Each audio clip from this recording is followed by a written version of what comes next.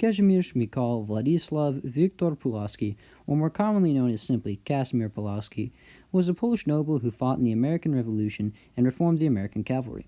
He fought for the freedom of his homeland from the Russian crown before he was forced to flee to France, where he was recruited by Marquis de Lafayette and Benjamin Franklin. He was renowned for his bravery and accomplishments during the war, most notably saving the life of George Washington, founding the Pulaski Cavalry Legion, and dying in battle for the colony's freedom, earning him the moniker of the Father of American Cavalry. After his death in combat, he would continue to be recognized for his contributions and heroism. A monument would be erected in his honor in the place of his death, Savannah, Georgia, the cornerstone being laid by Lafayette himself in 1825. President William Howard Taft would unveil a statue of him sponsored by Congress in 1910. In 1929, Congress designated October 11th as National Kazimierz Pulaski Day, and in 2009, a resolution was passed by President Barack Obama that would give Pulaski honorary citizenship, which to this day has only been awarded to 8 people in history. Kazimierz was likely born in Warsaw, Poland on March 6, 1745, to Polish nobles of the Polish-Lithuanian Commonwealth. Pulaski took part in the election of the next Polish monarch, Stanislav II Augustus, and Pulaski, alongside many other Polish magnates or nobles, were upset by this outcome and denounced Augustus as a Russian puppet who would establish a Russian hegemony.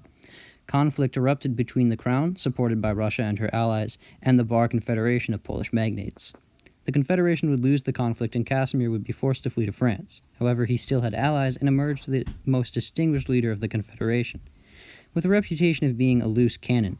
During this time, Jedrzej Kitowicz, a Polish historian and diarist, described Pulaski as a restless man who had no time for women or drinking, and that his favorite pastime was fighting Russians.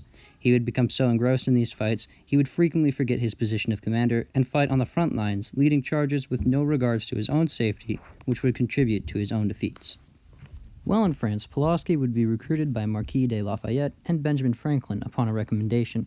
Franklin was struck by Pulaski's bravery and skill and wrote to General George Washington, suggesting he be accepted into the army as part of the cavalry. When Pulaski and Washington met, Pulaski performed riding stunts and insisted the superiority of cavalry to infantry. Pulaski would serve under Washington, and at the Battle of Brandywine, as the Continental Army was forced to retreat, Pulaski, alongside Washington's personal bodyguard, scouted that the British forces were moving to cut off the Continental Army's retreat. Washington asked him to collect as many men as he could and hold off the British forces so that the army could retreat. Pulaski led a cavalry charge against the British that allowed the soldiers to retreat and saved the lives of many colonial soldiers, including George Washington's, by stalling the British, earning him renown across the colonies. For his bravery, he was promoted to brigadier general in the Continental Army Cavalry, which was in a sorry state. It was only a few hundred strong and spread out over multiple regiments and used primarily for scouting. Pulaski set to work reforming the Continental Cavalry and wrote the first regulations. However, Pulaski struggled in his position, as what he wanted to do and what he was ordered to do often conflicted. Pulaski spoke broken English, and his ideas of discipline and commanding were very different from the Continental armies, leading to friction between him and those he served with. When his petition to establish a Lancer unit of cavalry was denied despite the support of his peer, General Anthony Wayne, Pulaski had had enough. These mounting frustrations would lead to Pulaski resigning from his position and returning to Valley Forge.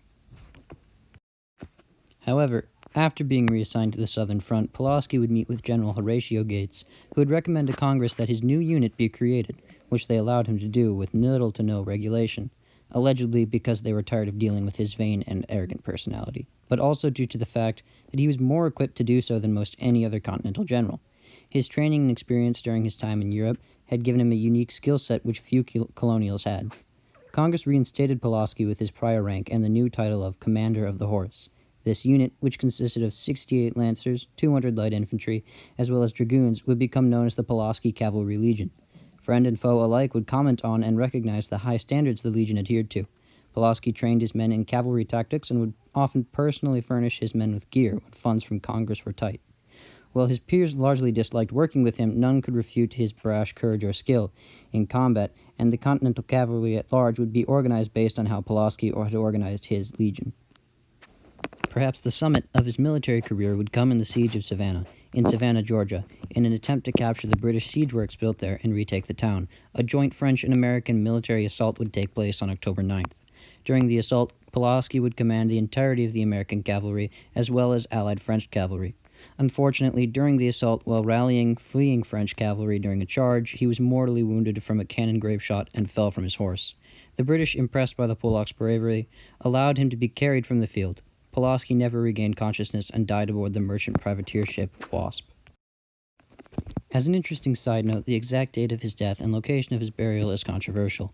His aide-de-camp wrote he died October 11th and was buried at sea, but other accounts differ. The widow of the maker of Pulaski's coffin alleged he died October 15th and was brought ashore to be buried at a plantation temporarily. The owner may have reinterred his remains at the Pulaski Monument in Savannah, Georgia.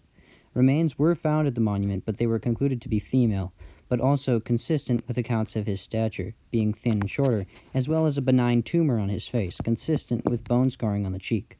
Scientists theorize Pulaski could have been intersex, looking and acting as a man, while not biologically fully either male or female.